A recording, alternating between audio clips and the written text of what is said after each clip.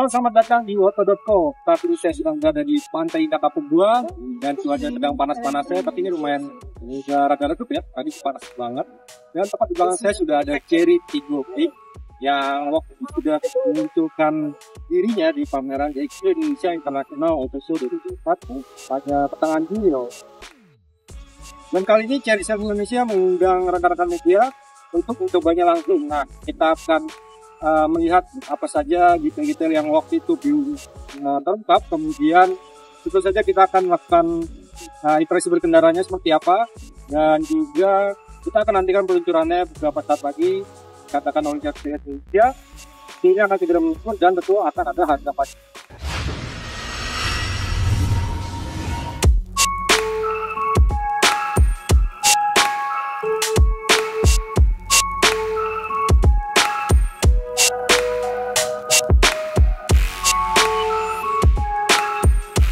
Sebelumnya kita sudah pernah melihat Tiggo 8 ini dari dekat ya, yaitu sebelum kemunculannya di Gias. Jadi bedanya dengan Tiggo 8 Pro, dari penampilan yang paling signifikan terlihat itu adalah di bagian grill dan bagian pelek. Tapi secara keseluruhan, baik itu dari segi desain maupun dari dimensi masih mirip-mirip aja.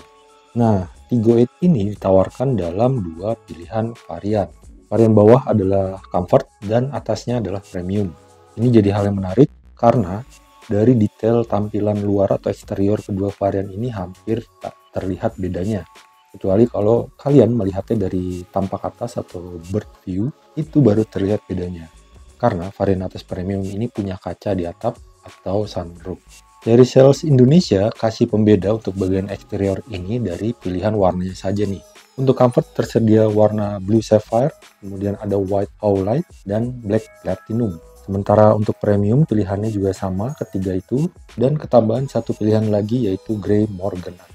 Ada sedikit perbedaan antara varian bawah comfort dan varian premium, yaitu dari paling signifikan kelihatan kalau dari interior itu panoramic sunroofnya. Kemudian juga paling gampang dilihat itu dari motif atau pola jok kulit yang digunakan baik itu di bagian depan maupun di bagian belakang. Tapi secara keseluruhan baik itu varian comfort maupun varian premium dua-duanya sudah sangat nyaman, khususnya di bagian penumpang bagian kedua ini, baris kedua.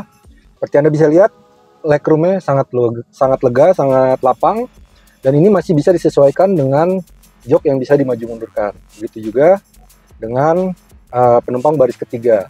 Oh ya, ada satu lagi perbedaannya, yaitu di baris ketiga untuk varian bawah comfort itu tidak didukung dengan air conditioner atau AC.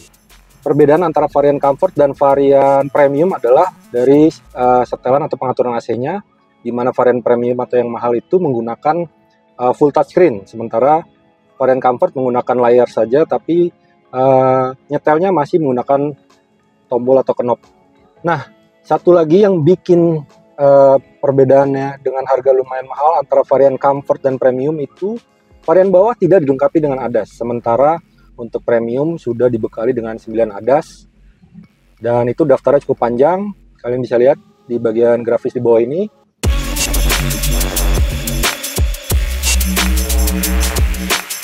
Duduk di kursi baris kedua ini memang terasa seperti agak tenggelam ya, dan ini disebabkan karena bagian panel jendela sampingnya ini itu posisinya agak tinggi. Kalau dilihat ini ukurannya sebahu dari rata-rata orang dewasa. Kursi baris kedua ini juga bisa di setel maju mundur selain dari reclining, yang tentu saja bakal berpengaruh terhadap legroom atau ruang kaki. Nah, mekanisme ini juga akan membuat akses penumpang masuk ke baris ketiga itu jadi lebih mudah. Tapi kalau kita bicara akses untuk baris ketiga ini, memang saya menemukan hal yang agak janggal, di mana posisi pembagian kursi baris keduanya yaitu 40-60 ini sepertinya terbalik dibandingkan kebanyakan mobil di Indonesia. Kalau kita mau masuk ke baris ketiga ini dari sisi kiri mobil seperti kebanyakan mobil lainnya, ini agak susah. Tapi baris ketiga memang masih layak dihuni oleh orang dewasa Indonesia kebanyakan, karena dari kelapangan kakinya ini masih bisa disesuaikan dengan menggeser maju kursi baris kedua. Untuk sandaran pun juga masih bisa di setel atau reclining. Bicara soal kelengkapan fitur dari Cherry Tiggo 8 ini memang tak main-main ya, buat harganya yang di rentang 400 jutaan. Apalagi varian atas premium. Kabinnya sudah dilapisi oleh kulit dan material soft touch di banyak titik. Kursi depan ini bisa diatur secara elektrik untuk keduanya, dan bagian sopir ini bisa di setel 6 arah secara elektrik, kemudian ada fungsi memori juga. Sementara untuk penumpang di depan, pengaturannya adalah 4 arah. Kemudian bagian tengah ini disokong oleh layar infotainment 12,3 inci yang bisa sekaligus menampilkan tangkapan dari kamera 360 derajat yang ada di sekeliling mobil. Kemudian untuk hasil keluaran suaranya, dia dijamin oleh speaker dari Sony sebanyak 8 titik. Pokoknya kabin Tigo 8 ini memang punya kemewahan dan kelengkapan fitur yang sudah sangat mencukupi, apalagi tentang harganya itu tadi. Sekarang kita langsung saja cobain rasa berkendara dari Chery Tiggo 8 ini. Let's go. Oke, sekarang saya sudah berada di balik lingkar kemudi dari Chery Tiggo 8. Dan tentu saja untuk mendapatkan posisi yang enak yang sesuai dengan preferensi ini sangat mudah ya di Chery Tiggo 8 ini, karena pengaturan kemudinya sudah bisa tilt dan teleskopik. Begitu juga dengan jok pengemudi, itu bisa di-setel secara elektrik, baik itu maju mundur, naik tinggi atau rendahnya. Jadi sangat mudah untuk menyetel sesuai dengan posisi berkendara yang Anda inginkan. Dan impresi pertamanya ini jelas sangat berbeda dibandingkan dengan Chery Tiggo 8 Pro yang sebelumnya sudah meluncur duluan. Karena dari segi mesin itu tadi ya, kalau Tiggo 8 Pro itu menggunakan mesin 2000 cc, sementara di sini adalah 1600 dan dua-duanya sudah pakai turbo. Jadi jelas impresi awal itu sangat berbeda. Kalau di Chery Tiggo 8 Pro yang pernah saya coba sebelumnya, mobil itu terasa sangat overpower ya. Jadi kesannya itu kalau diajak tenang, berkendara santai seperti sekarang ini, speednya santai lah ya, pokoknya itu agak-agak sulit. Jadi mobil kayak pengennya lari kencang terus. Jadi gasnya atau pedal gasnya disenggol sedikit tuh langsung kayak mau ngacir ya mobil ya. Sementara di Chery Tiggo 8 biasa ini dengan mesin 1600 turbonya ini jauh lebih natural ya rasanya atau feel-nya. Memang kalau Anda sudah merasakan keduanya itu sangat terasa berbeda. Tapi apakah mesin ini jadi underpower? Karena dari angka spesifikasi pun bobot dari Chery Tiggo 8 khususnya yang Pro itu cukup berat ya bobotnya. Jadi apakah di sini jadi underpower? Pertanyaannya seperti itu.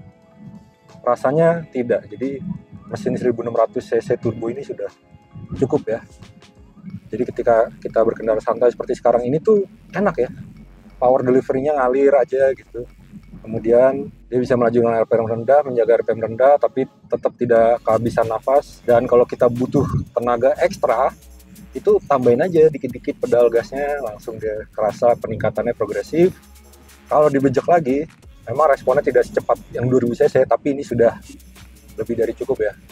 Sekarang kita akan bahas soal handlingnya atau pengendaliannya.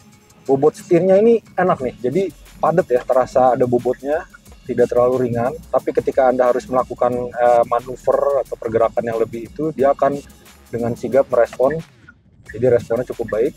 Kemudian bantingannya juga walaupun dia cukup tinggi ukurannya untuk SUV ya, ini bodinya juga lebar, besar, bantingannya enak. Kita akan mencoba sedikit berakselerasi dan kecepatan sekarang menunjukkan angka 107, 108, 110, 115 km per jam. Masih terasa stabil dan bobot kemudinya juga lebih ajak, lebih menahan, jadi mobil tidak gampang lari-lari, stabil, cukup baik nih.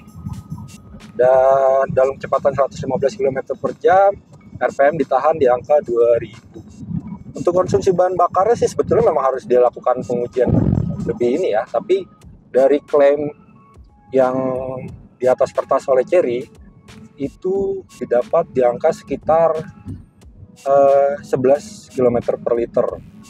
Sementara Chery Sales Indonesia disebut juga tadi mereka setengah melakukan uji bahan bakar lagi yang lebih sesuai dengan kondisi jalanan di Indonesia. Nanti mungkin kita akan pinjam mobilnya, kemudian kita akan mengisi bahan bakar. Oh ya, varian tertinggi dari Chery Tiggo 8 yaitu varian premium juga dilengkapi dengan fitur ADAS yang cukup banyak daftarnya, dan ketika kita gunakan di sepanjang jalan Pantai Indah Kapuk 2 ini, fitur ADAS-nya bekerja dengan sangat baik.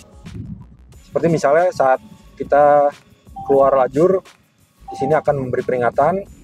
Kemudian juga ketika jarak mobil depan dan mobil kita terlalu dekat juga akan ada peringatan. Muncul di instrumen cluster digital. Mesin 1600 cc turbo ini juga karakternya masih terasa sporty ya. Apalagi mobil ini juga didukung dengan mode berkendara dan jumlahnya ada 6, tidak tanggung-tanggung.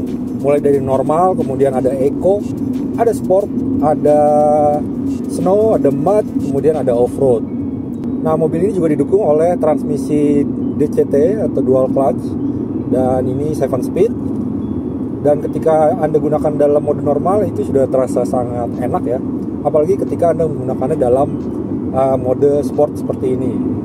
Oke guys, itu tadi sedikit review dari Chery Tiggo 8 terbaru yang memang mobil ini belum meluncur secara resmi ya. Karena pada Gias kemarin itu sudah dijual memang, tapi harganya merupakan pre-booking atau pemesanan dengan bandrol 400 juta. Kemudian mobil ini sudah mulai diproduksi oleh Chery Sales Indonesia dan akan segera resmi meluncur. Nah, untuk harganya sendiri dikatakan range-nya antara 430, 430 sampai 450 juta untuk varian termahalnya. Apakah lebih dari itu? Kita nantikan saja pada saat peluncuran. Nah, bagaimana dengan value dari yang ditawarkan? Untuk rentang harga di bawah 500 juta, kemudian kelengkapannya yang hampir sama dengan Chery Tiggo 8 Pro ya, khususnya di varian tertinggi premium. Rasanya Chery Tiggo 8 ini punya value yang sangat baik ya.